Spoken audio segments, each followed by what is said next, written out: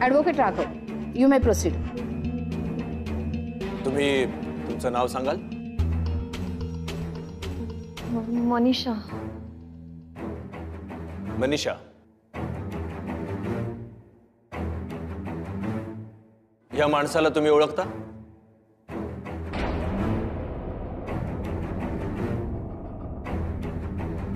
मनीषा, कोर्टाला सांगा या माणसाचा आणि तुमचा संबंध काय?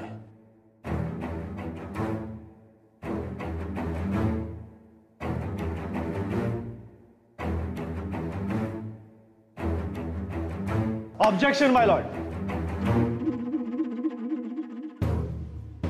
माझे वकील मित्र यांनी कोर्टाला इन्फॉर्म न करता या साक्षीदाराला इथे बोलावले, ते कोर्टाचा महत्वाचा वेळ वाया घालवत आहे. माय लॉर्ड, मला कोर्टाचा आणि माझा वेळ वाया घालवायचा नाहीये. ज्या व्यक्तीला मी इथे बोलावलेलं आहे त्या व्यक्तीचा या केसशी संबंध आहे. Objection overruled. Advocate Raghav, you may proceed. Manisha, please कोर्टाला सांगा तुमचा आणि ह्या माणसाचा काय संबंध आहे.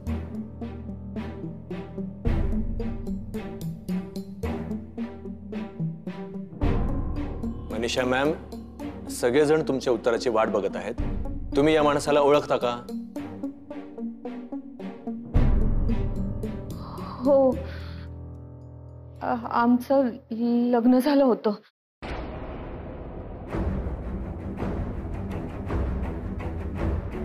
मनीषा मॅम, तुमचं लग्न झाल्यानंतर हा माणूस तुम्हाला त्रास देत होता? ऑब्जेक्शन माय लॉर्ड. माझे वकील मित्र साक्षीदाराला आधीच माहिती पुरवत आहे. ॲडव्होकेट राघव, साक्षीदाराला असे प्रश्न विचारा ज्याची उत्तरं त्याच देतील. तुम्ही ती देऊ नका. Sorry my lord. Thank you ma'am. Manisha ma'am, कोर्टाला सांगा या माणसाशी तुमचं लग्न झाल्यानंतर तुमचा संसार कसा सुरू होता?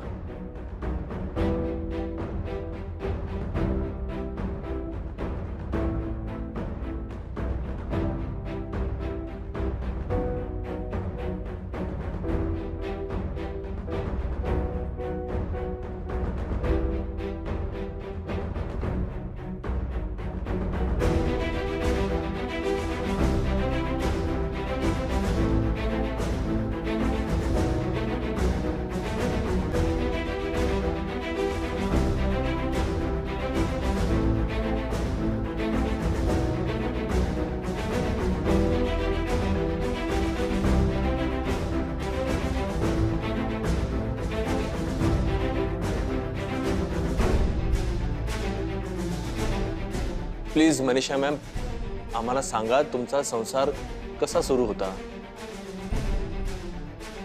आमचा संसार एवढा काही सुखाचा नव्हता.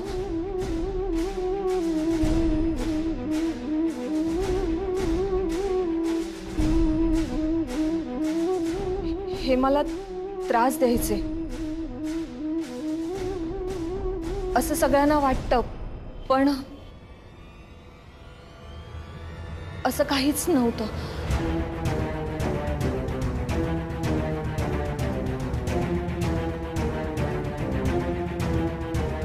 आमचा संसार अगदी व्यवस्थित होता. काहीच प्रॉब्लेम नव्हता.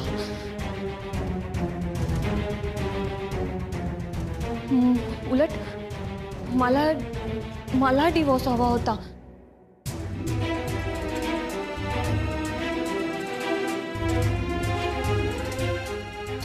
तो यांनी लगेच दिला. काहीच प्रॉब्लेम नाही केला, काही त्रासही दिला नाही. मला तुम्ही तुमच्या बहिणीसाठी साक्ष द्यायला इथे बोलवलंय, अगदीच मान्य आहे, पण मला यांच्यापासून काहीच प्रॉब्लेम नाहीये.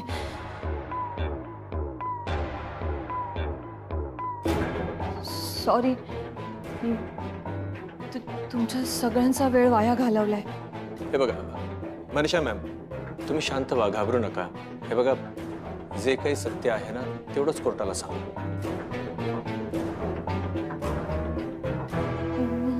मला जे सांगायचं होतं ते सगळं सांगितलं मी.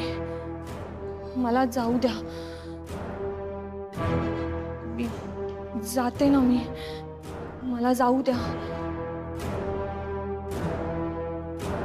हे बघा, थांबा प्लीज. मनीषा मॅम, घाबरू नका. इथे तुम्हाला कोणी काही बोलणार नाहीये, कोणी काही करणार नाहीये. ऑब्जेक्शन माय लॉर्ड.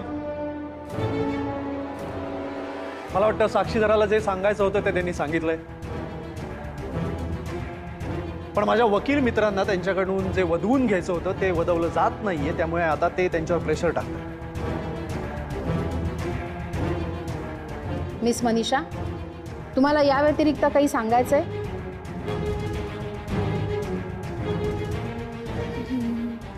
नाही, काहीच नाही.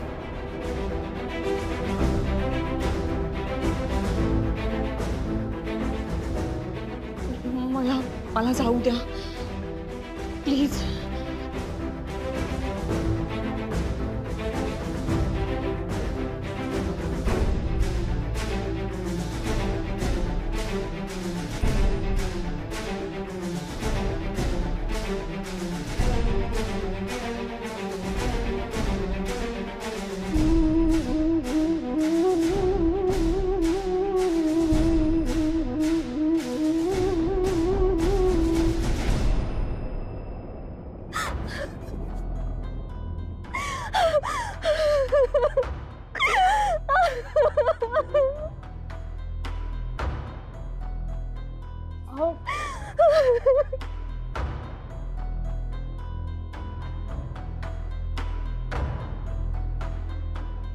मनीषा, मी आहे. अहो, कुठे घाबरू नका, मी आहे.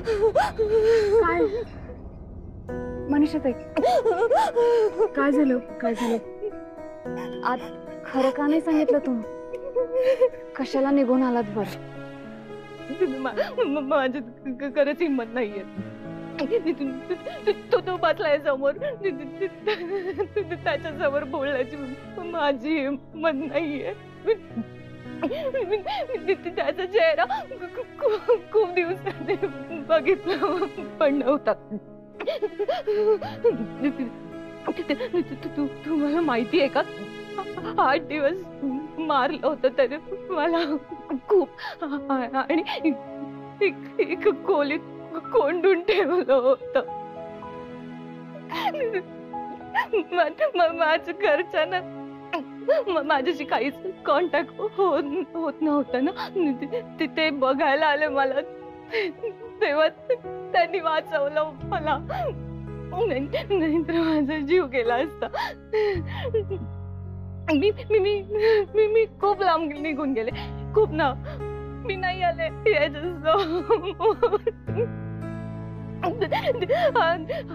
डिवोर्स वगैरे जे काही आहे ना ते माझ्या घरच्यांनी केलं सगळं. मी नव्हते. मग तो माणूस किती वाईट आहे तुम्हाला खरंच नाही माहिती. मला खूप त्रास दिलाय, खूप त्रास दिलाय. मला इथून निघायला पाहिजे. अहो मनीषा ताई, थांबा. तुम्ही आधी शांत व्हा बरं. काही होणार नाही तुम्हाला. तो अतुल काही करणार नाही तुम्हाला. आम्ही आहोत तुमच्या सोबत, सगळेजण आहोत तुमच्या सोबत. तुम्ही इथे आहात माझ्या सोबत, पण तुम्हाला तुमचं घर आहे, संसार आहे. या सगळ्या केसचा निकाल लागल्यावर तुमचं सगळं सुरळीत होऊन जाईल. पण त्यानंतर माझं काय? त्याला तर आता कळलं की मी या शहरात राहते. तो मला कुठूनही शोधून काढेल आणि मला पुन्हा त्रास देईल. मला नकोय तो त्रास. पण मनीषा ताई, तुम्ही आता आज साक्ष दिली ना, शिक्षा होईल त्यांना. साक्ष नाही दिले तर तो सुटेल. मग आयुष्यभर अशी भीती वाटत राहील तुम्हाला त्याची. आज जाऊन साक्ष देऊयात का आपण? मी दूर निघून जाईन, अजून कुठेतरी लांब निघून जाईन. मी नाही राहणार इथे. मला माफ करा. मी तुमची मदत नाही करू शकत. त्याला जर कळलं ना, मला माहितीये माझी साक्ष तुमच्या वर्षासाठी खूप महत्वाची आहे. पण मला माफ करा, मी तुमची मदत नाही करू शकत.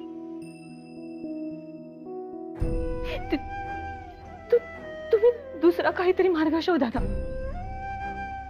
माझी खात्री आहे की तुम्ही आणि तुमचे मिस्टर मिळून तिला नक्की न्याय मिळवून द्याल. आणि द्याच तिला न्याय मिळवून द्या. तुला आहे ना, शिक्षा ही झालीच पाहिजे शिक्षा त्याला. पण मी यात तुमची काहीच मदत नाही करू शकत, काहीच मदत नाही करू शकत. सॉरी.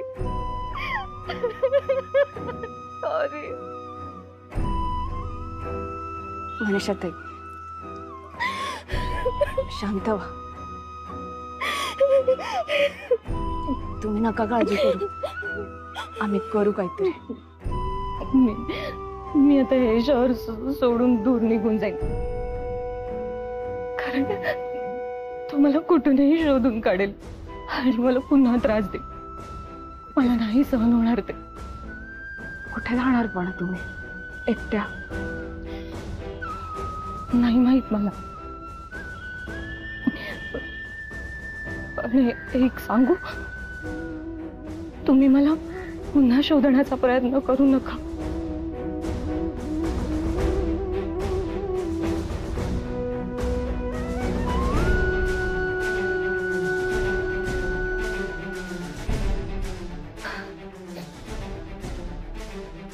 काळजी घ्या.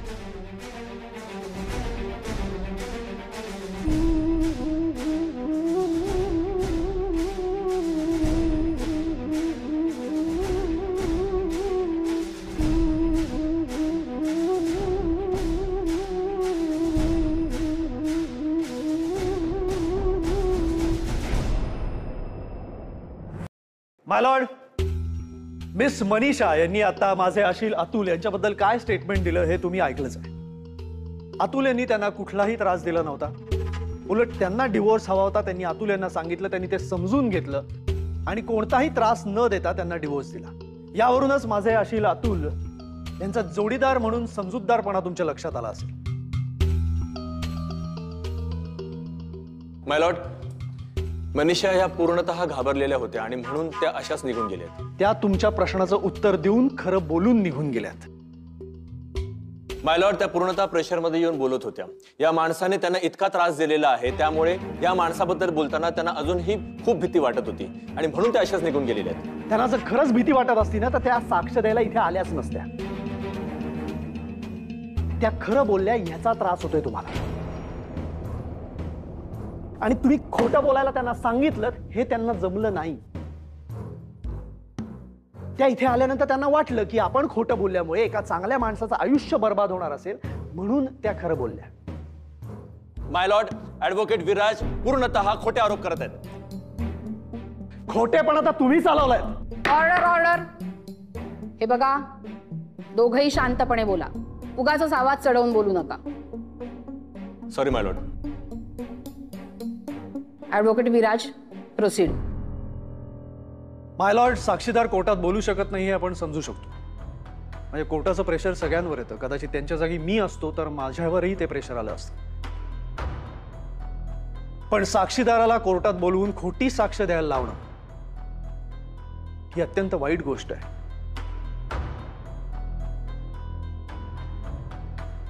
माझे अशील अतुल यांच्या एक्स वाईफ मिस मनीषा यांना इथे या सगळ्यात इन्व्हॉल्व करून त्यांना खोटी साक्ष द्यायला लावणं हा एक गंभीर गुन्हा आहे मॅडम. हा फसवणुकीचा प्रयत्न आहे. माझे मित्र ॲडव्होकेट राघव यांनी कोर्टाला फसवण्याचा प्रयत्न केलाय, त्यामुळे मला वाटतं त्यांच्याबद्दल स्ट्रिक्ट ऍक्शन घेतली जाणं गरजेचं आहे. तशी ऍक्शन घेतली गेली नाही तर ते या ना त्या पद्धतीने असाच कोर्टाचा वेळ वाया घालवत राहतील. मला वाटतं त्यांना वेळ पुरत नाहीये केस स्टडी करण्यासाठी, त्यामुळे ते या ना त्या प्रकारे कोर्टाचा वेळ वाया घालवतात.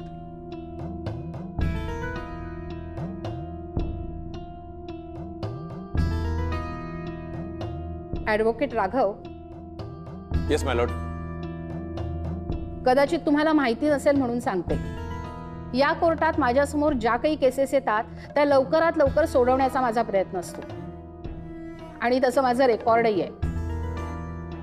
म्हणूनच ते मी कोणालाही मोडू देणार नाही, अगदी कोणालाही. यापुढे तुम्ही जर कोर्टाचा वेळ असा वाया घालवण्याचा प्रयत्न केलात तर तुमची केस मला डिसमिस करावी लागेल आणि ती पुन्हा तुम्हाला उभी करता येणार नाही. कोर्टापुढे कुठलाही साक्षीदार आणताना त्याची आधी खात्री करून घ्या, म्हणजे तुमच्याच केससाठी ते फायद्याचं होईल. एनिवे, तुम्हाला मी 2 दिवसाचा वेळ वाढवून देते. या 2 दिवसात तुम्ही जर काही ठोस साक्षी पुरावे सादर केले नाहीत या कोर्टापुढे तर मला निर्णय द्यावा लागेल. Sorry my Lord. The court is adjourned.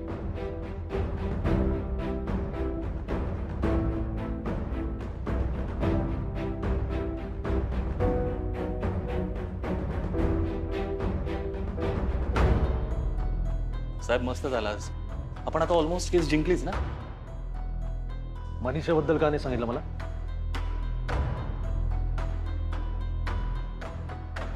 Viraj, Sunil घेऊन जा ना. कोणताही आगाऊपणा करायचा नाही. हा, जा.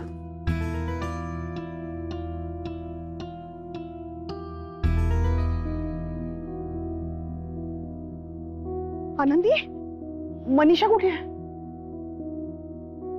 गेल्या त्या.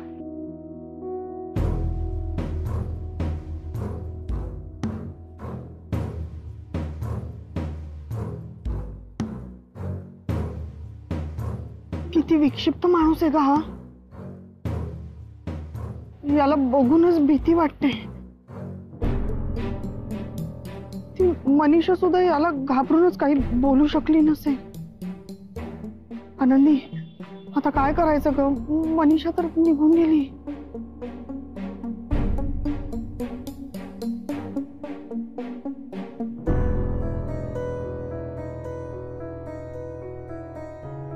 बघा, ह्याची शिक्षा आत्ताच मिळाली त्यांना. ह्याची पण शिक्षा मिळेल लवकरच.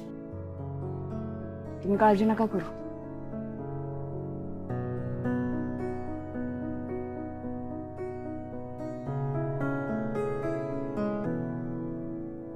विराज, तू खूप मोठी चूक करतोयस. मी ही केस जिंकणार अशी भीती वाटते का तुला? हे बघ विराज, कॉलेजमध्ये असताना आपल्यामध्ये स्पर्धा असायची.